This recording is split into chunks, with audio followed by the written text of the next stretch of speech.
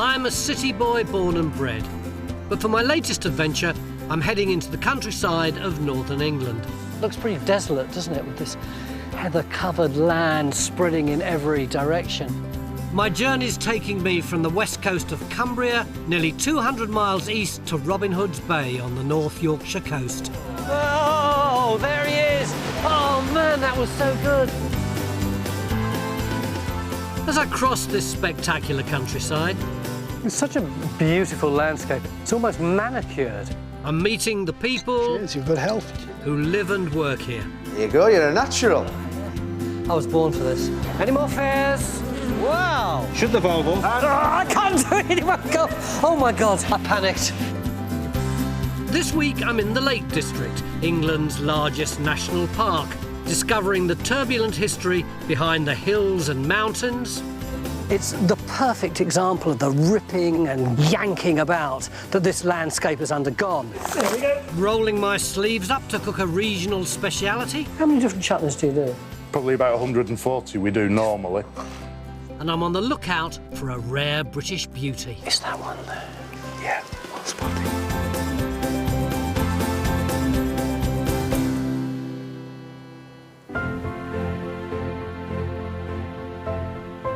I'm 30 miles into my coast-to-coast adventure. At nearly 200 miles long, my route takes me across the north of England through 3 national parks. Ahead of me lie the Yorkshire Dales and North Yorkshire Moors. But for the second part of my journey, I'm setting off from the Borrowdale Valley in the heart of the Lake District National Park, travelling east across the landscape and ending in the remote village of Shap. During the summer, thousands upon thousands of people come here to yomp across the fells and enjoy the lakes, and it's easy to see why. But I want to delve a little deeper and find out more about the people who work this land and this water. So I've decided to stay away from the more well-known places like Coniston and Windermere and start in Borrowdale.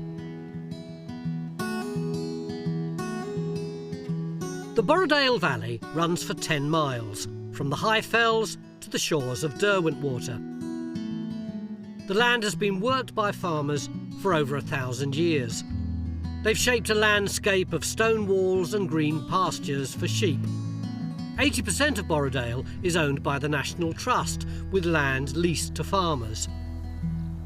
I've come to Yew Tree Farm to meet Johnny Bland, whose family has been looking after these fells for generations. All right? Yep. Come on, Doug.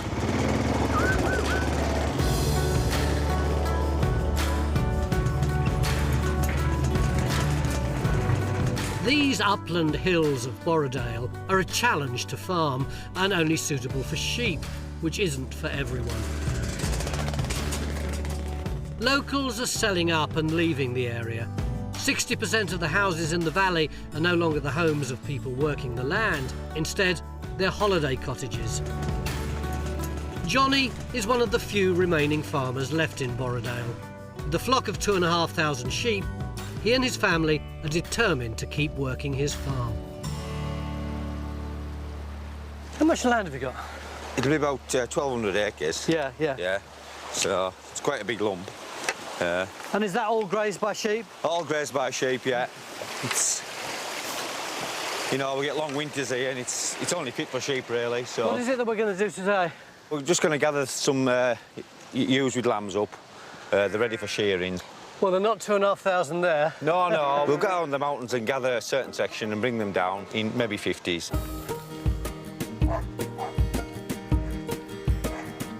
Johnny's flock are all herdwicks, first introduced to the fells by the Vikings. They're the hardiest of all Britain's hill sheep, capable of surviving at heights of 3,000 feet.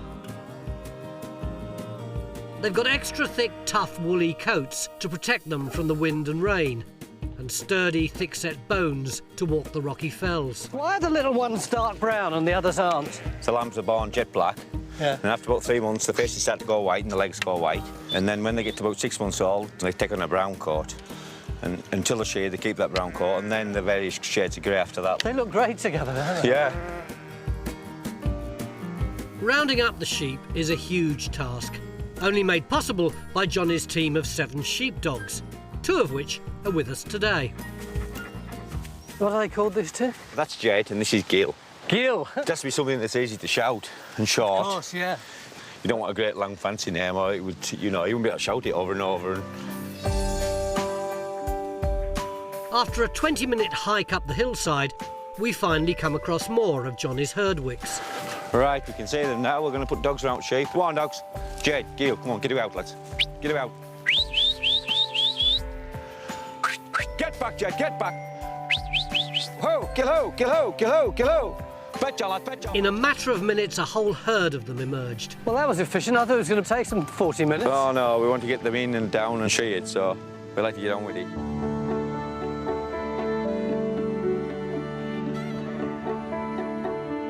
Johnny may be keen to get on with it, but I can't help taking a moment to enjoy the spectacular views. It's such a beautiful landscape. It's almost manicured. How much of that's down to the sheep? Well, it's all down to the sheep and the farmers. If there was no sheep, it would all just become overgrown and just a wilderness, really. And if that's what you want, well, that's what you want. But I think the Lake District looks good as it is now. It's a special place and it needs looking after. Without the sheep grazing the pasture, the grassland would be overtaken by scrub and coarse vegetation, which is why the Herdwick sheep have been described as the guardians of the fell. The sheep need to be shorn in the summer months to stop their woolly coats getting infested with maggots.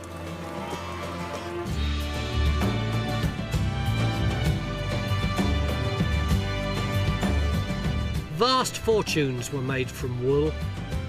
During the Industrial Revolution, the north of England was at the forefront of the textile industry with its huge mechanised mills, making it one of the wealthiest parts of the world. Jed, come on, Jed. Those days are long gone. Due to cheap imports and synthetic fabrics, most farmers only make money from meat sales. Shearing is now just about looking after the sheep. Right, you betcha's one cam. Johnny shears every one of his 2,500 sheep himself. Yeah. Haircut time. How much do you get for each fleece? Well, this fleece here will be worth about 25 pence. 25 pence for a whole fleece? If I was getting a shear in to shear the sheep, cost me a pound a sheep to get them sheared. So if you didn't do it yourself, you'd lose 75p on each one? That's each sheep, yes. It would be just as cheap for you to dump it, really, wouldn't it? It'd be cheaper to burn it, and farmers have burnt it, like, but it just makes a mess, and if a job's worth doing, it's worth doing, isn't it? Yeah. But John is the 4th generation of his family to farm these hills, and their future's dependent on the next generation. Eldest son Cameron regularly helps out. Do you fancy being a farmer? Yeah, I want to be a farmer. Even though you only get 25p for a fleece? Yeah, but it has to be done. Yeah, sure. There's other ways of making money off sheep. You don't fancy going down to London or Birmingham or Manchester instead? No. Like torch having to work in an office or something. that's it. It is a tough job. You've got to want to do it, or you just won't stick to it, like, 'cause it's 7 days a week, 365 days a year. It looks so idyllic right now, doesn't it? Yeah. You imagine winter, freezing cold, dark, rain and snow, getting sheep in off fells. It's all graft, like, but we love it. It's not work, it's just something we do. Obviously, we need money, but that isn't the driving force, like. Johnny and his family make what money they can from farming, but they're also fully aware of their roles as custodians of this magnificent countryside, ensuring it's maintained for future generations. I think it's brilliant that a young man like Cameron doesn't want to leave here, but is prepared to devote his whole life to this place. My coast-to-coast adventure in the north of England stretches from west to east. I'm in the Lake District, and from Yew Tree Farm, I've travelled to the northern tip of the valley to Derwentwater, 3 miles long and a mile wide.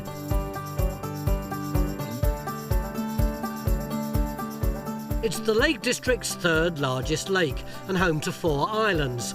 Hidden away on the largest is one of the area's most magnificent houses. Nestled in 7 acres is Derwent Island House. Owned by the National Trust, to help preserve the property, they lease it out to private residents. Today, I'm getting an exclusive tour, courtesy of current tenants Ron and Lou Clark. Looking forward to this. Shall I sit on here? Yeah, if you sit this side and then we'll be a bit more balanced. Okay. Ron and Lou recently sold their IT business and have a passion for living in and renovating old properties, although this is by far the biggest and the only one they haven't owned. Not a bad view, Ron. Yeah, we've become used to it though, in a way. So it's great when people new come to the island and remind us how actually great it is. But this view doesn't come cheap. The rent on Derwent Island House is £40,000 a year. Why did you decide to move here? Our kids had grown up and went to university. Our original plan was to go to Spain. And then this came up, we thought, well, we can still go to Spain at any time, but Sure. how often do you get the opportunity to come and live in a National Trust house on an island in the middle of the Lake District? If anybody came to the island and had the opportunity, why wouldn't you? Yeah. And I think if you're not fazed by boats or water or anything like that, coming over and back and forth on the boat just becomes part of the norm.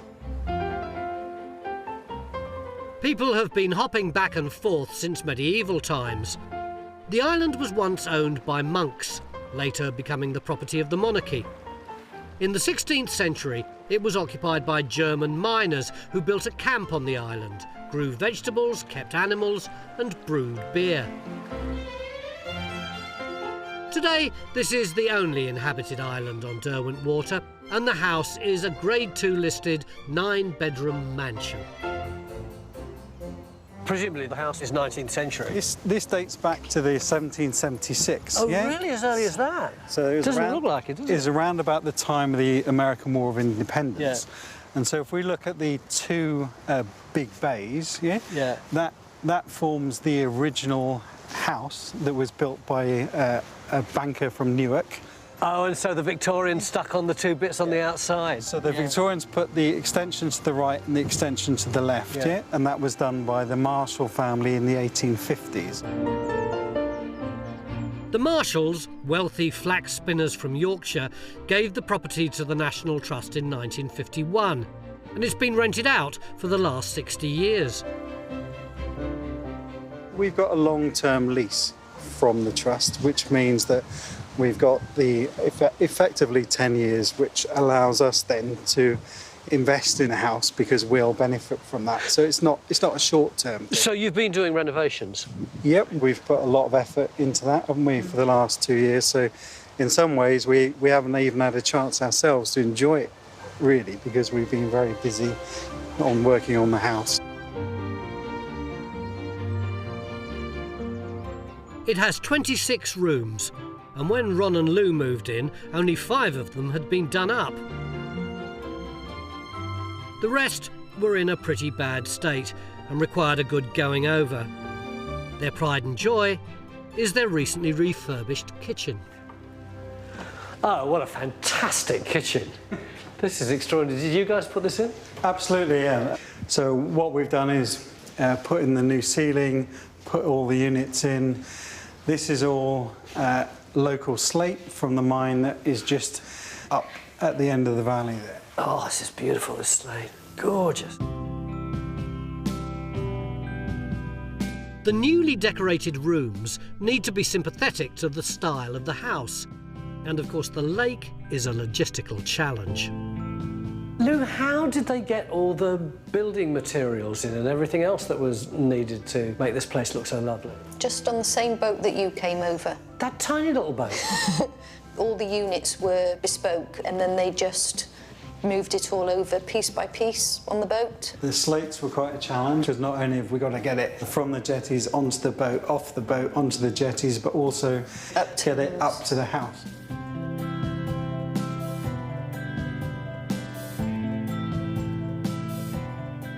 You've put all this investment in, all this time and trouble, and yet you may only be able to be here for 10 years. Why do you do it? The house deserves it. So in a way, it's a spectacular location, and the house itself is quite a spectacular place. And we felt it was very almost sad that, apart from the showrooms, the rest of the house was a bit like a 2-star bed and breakfast. Derwent House is one of 5,000 houses and cottages the National Trust leases out. Tenants have to pay for the upkeep and for any refurbishment, but they can't do whatever they like. Every change, no matter how small, has to be signed off. Supervising the work Ron and Lou are doing on the house is Tom Burdett. They've done quite significant renovations, haven't they? Do they have to do that, or are they doing it because they want to? No, they don't have to, but they sort of chose, really, that was something that they wanted to take on. I mean, they do have a great love for the building, and they look for a little bit of guidance from us in terms of what they can and can't do. Yeah. Things like the colour of the paint, you know, has to be a particular colour. I remember a discussion about the radiators as well, which kind of, you know, they need to be the kind of Victorian radiators.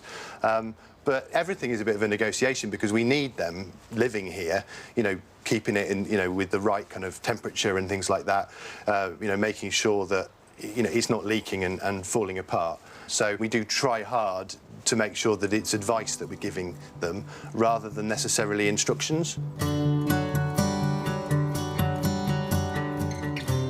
Maintaining and renovating a house like this isn't for the poor or faint-hearted, but the results speak for themselves. By getting Ron and Lou to come here and invest their money and their time and their love in this place, well, that seems to me a pretty good model for conservation.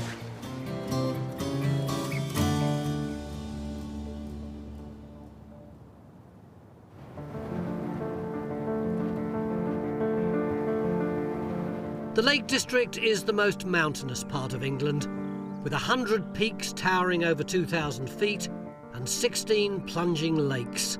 This is England at its most dramatic. But as so often happens here in the lakes, what starts as a clear day soon makes way for a dramatic decline in the weather. Geologist Yanni Najman, a specialist in how mountain belts form, has joined me for the 1,000-foot hike up Laffrige Fell.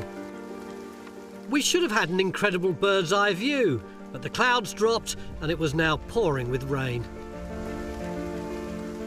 What created this extraordinary swirl that we call the Lake District? We're actually in a collision zone where millions of years ago there used to be 2 continents that were apart, and they were separated by a huge ocean called the Iapetus Ocean.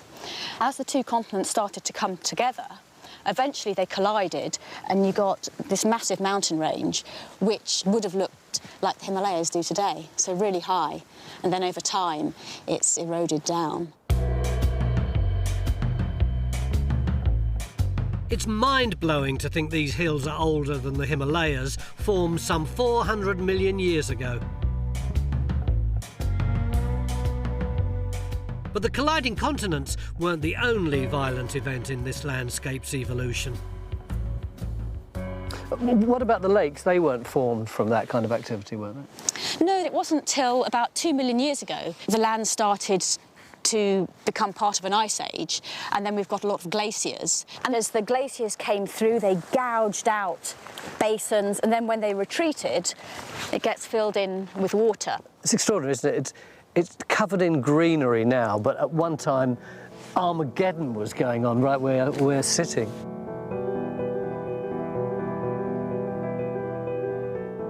All this seismic activity has left a 2,000-ton landmark.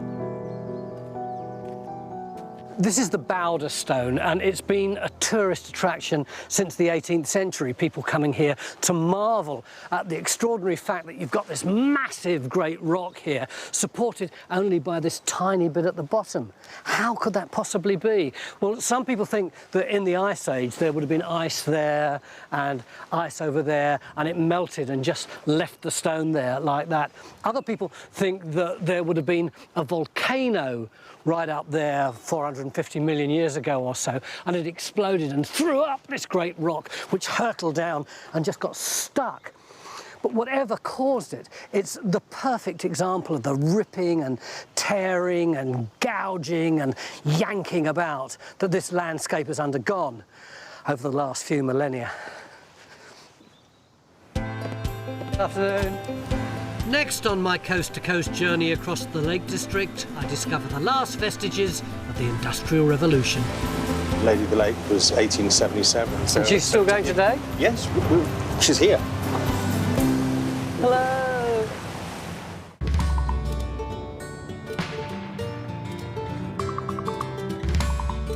I'm on my coast-to-coast adventure, travelling across the breadth of northern England.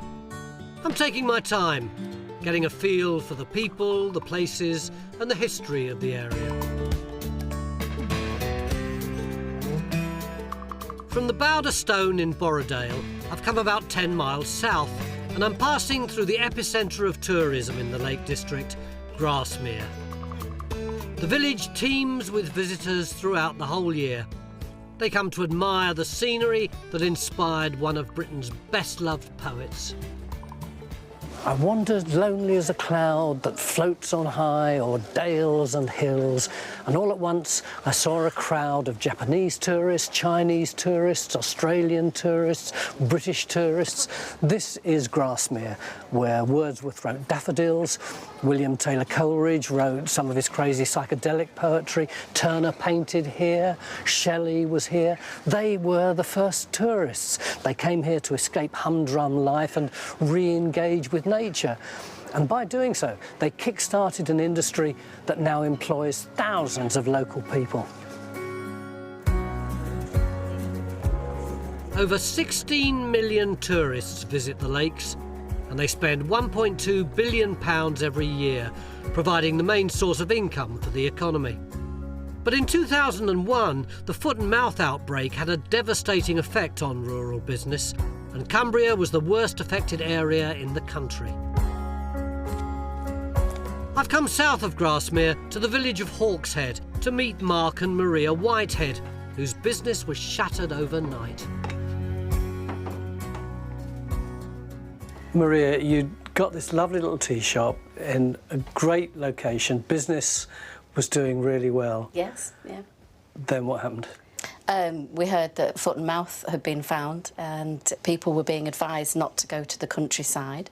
We carried on and opened the cafe the following morning, and we didn't have a single customer that day, and we didn't have a customer the next day or the next day. And very, very quickly we realised that this was going to have a really massive impact on us. The bank rang up and said, "Is everything all right?" And we said, "No." And they said, "Have you got a plan?" And we thought about using the facilities we had. We had a kitchen, we had staff, we already made some bits of chutney to serve with the meals that we sold in the cafe. So we thought, well, we'll go for it and see what we can do. They closed down their cafe and instead used the premises to make artisan chutneys. We used to make something like 11.5 jars at a time, and we just made it in a pan, same as you would do at home, an open pan on the top of the stove, and that's pretty much how things have stayed, really. It's just the pans have got a lot bigger.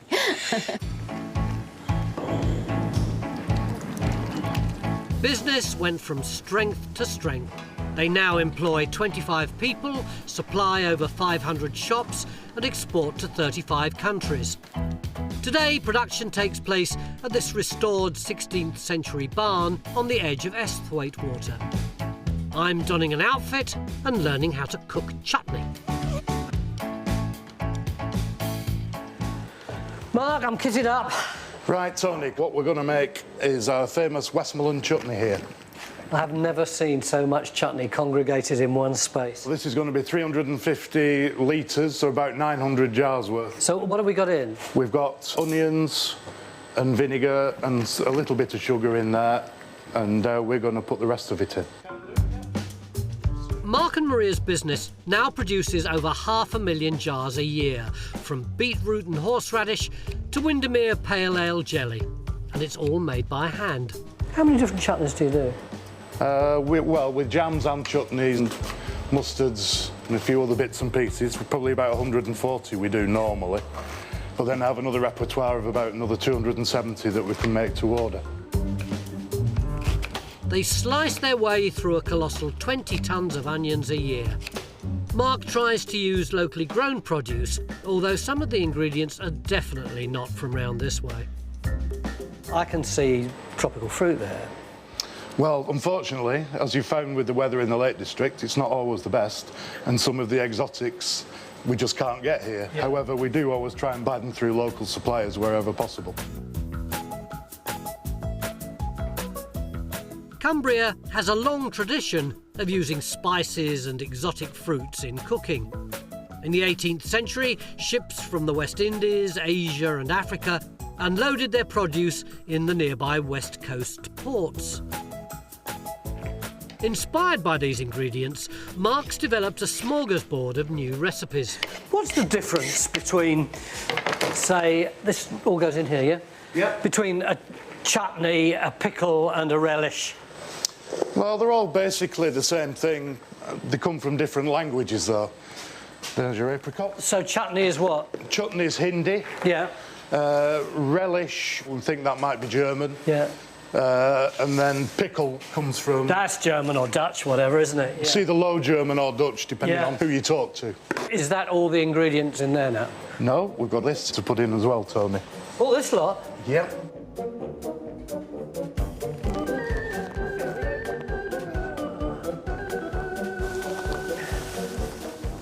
The last bit out. I'll give it a bit of a stir, do you think? You can do, yeah. Right. I think your muscles need to be exercised a bit more. When making this recipe alone, in a year they get through 13 tonnes of Demerara sugar, 5 tonnes of apricots and dates, and 2 tonnes of prunes. Despite the huge quantities, the chutneys still handmade in their tried and tested fashion. Have you got plans to do a massive extension and eventually cover half the lakelands? No, not really. We're quite happy the way we are. We've still got scope to make a bit more product yet. We like to go home at night and have a glass of wine and think, we've had a good day, we've made really good products, and that's what makes us happy. No desire to retire to the Caribbean just yet. Our chutney needs to cool for 5 hours, so conveniently, here's some they made earlier. Oh, look at that chutney. Look at it go. Next, we need to fill the jars, and Alison, head of depositing, is showing me the ropes. So what happens next? You plonk yourself down on here. Yeah. This is a foot pump. And it just comes out like that. Alison, can I have a go? You certainly can.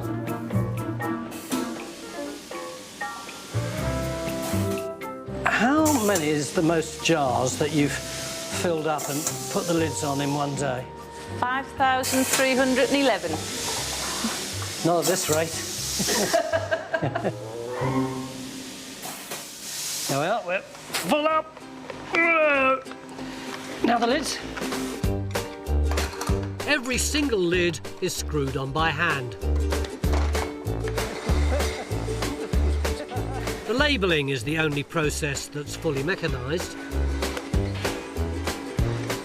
And then into the warehouse. And then into the warehouse. You all right? That's it. Back at the shop, it's time to sample the finished product.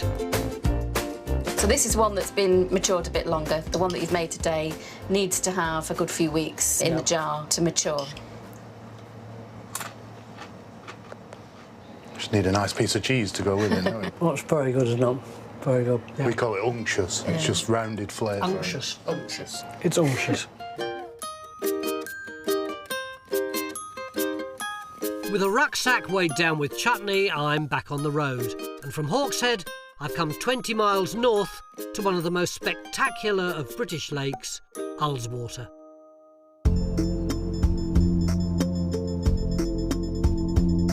At 9 miles long, this is the second largest lake in the national park. Afternoon. the south of the lake at Glenridding is the home of Ullswater steamers. These elegant boats have plied the lake for over 150 years and have played an integral part in the industrial heritage of the area. I'm on board with Captain Christian Grammer. Why are there all these old boats on Ullswater? Is it just a bit of a touristy gimmick? No, not at all. They were put here for a purpose well over 100 years ago because there was a very, very successful lead mine in the village which produced some of the finest silver in Europe, and miners would come from Germany and various other places to mine there. So, you know, provisions for the mines, pit props, you know, lead ore would go up the lake the other way, up towards Pooley Bridge.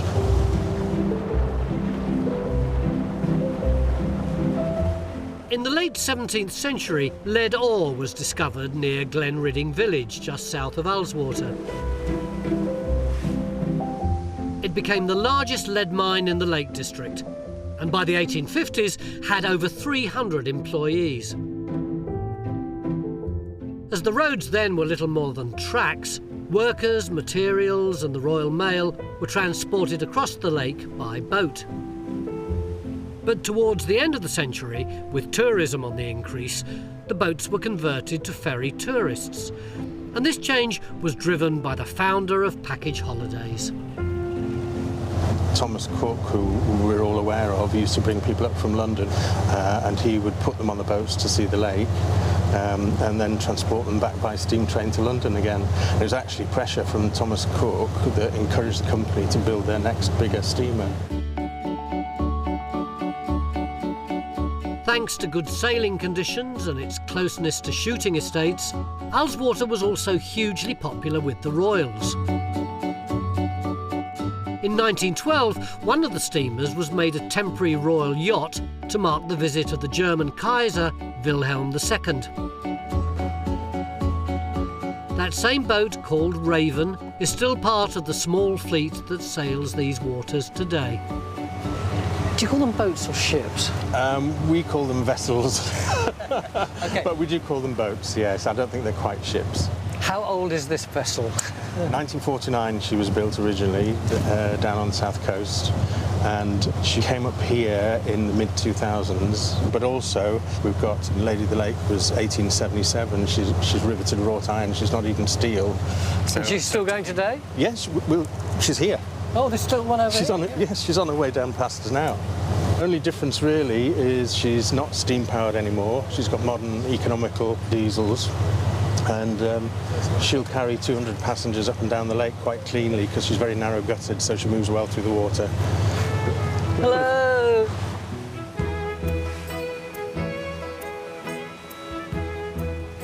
These boats are a testament to the ingenuity and durability of Victorian engineering. And I think it's brilliant that they're still in daily use on the water, paying their way. Okay, thank you very much. Thank you. Goodbye.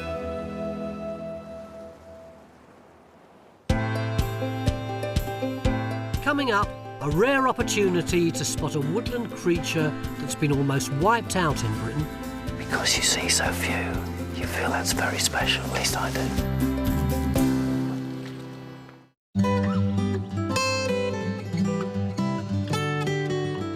I'm continuing my coast-to-coast journey, and I'm in the Lake District, with its magnificent fells and crystal-clear waters.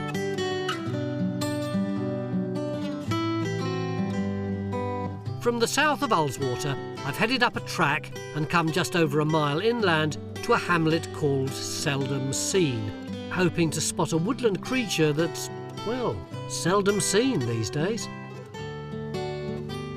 The red squirrel population has been almost wiped out in Britain, but thanks to careful conservation and habitat management, the Lake District is one of only a handful of places where they can still be spotted in the wild.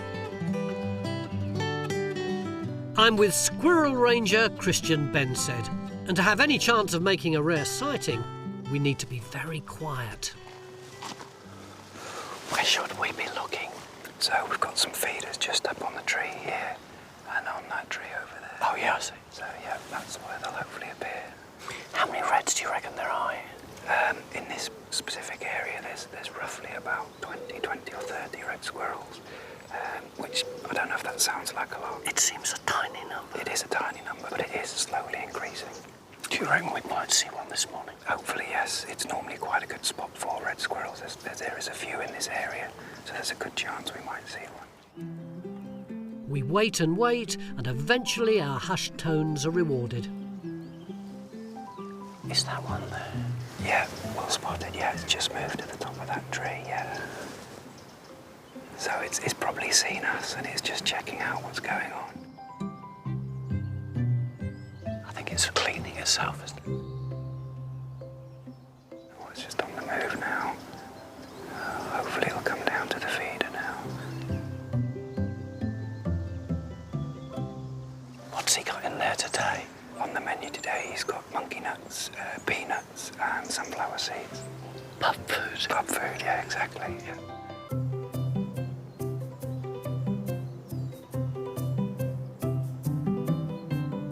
The UK's red squirrel population has fallen from 3.5 million to just 150,000.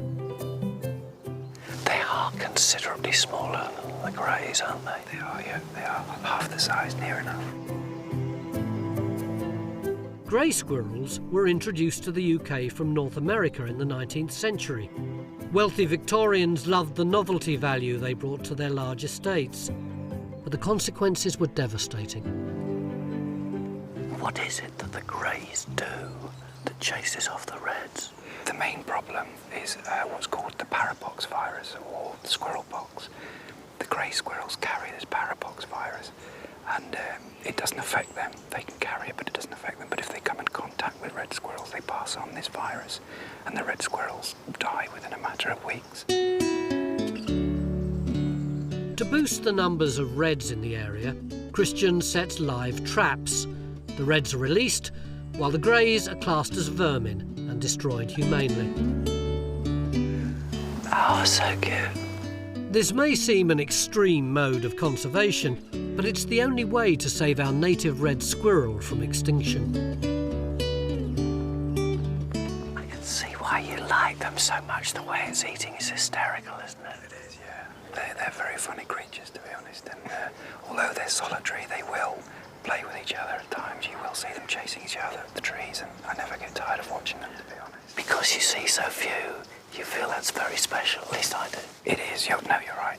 For me as well, when I'm seeing the population building, when I'm seeing them coming back, it's really satisfying.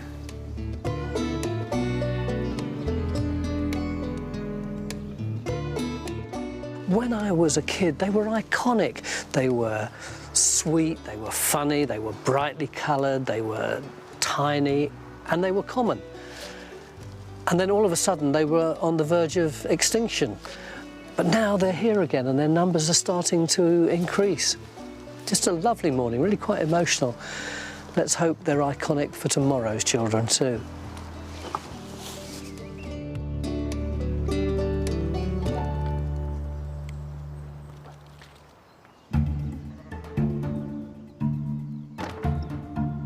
I'm at my final destination on this leg of my coast-to-coast adventure. From Ullswater, I've travelled right to the boundary of the Lake District to the village of Shap. I'm here to visit the last abbey to be founded in England and the last to be dissolved by Henry VIII. This is Shap Abbey, which was built in 1200 AD. During the Middle Ages, it was occupied by a rather obscure group of canons called the Premonstratensians, which is a mouthful, so they were commonly known as the White Abbots. It was pulled down in 1540 by Henry VIII's men. Actually, see that farmhouse over there? That was built from some of the rubble.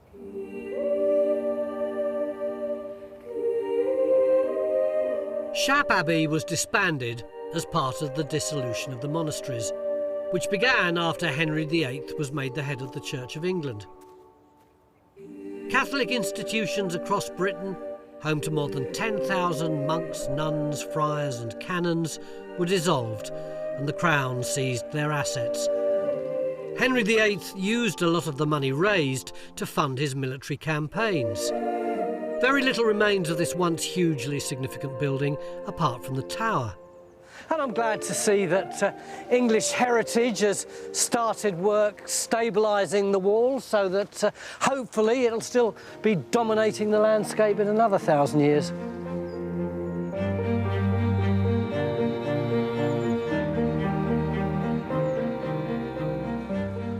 Next to Shap Abbey is the River Lowther, which is my finishing point for this leg of the journey.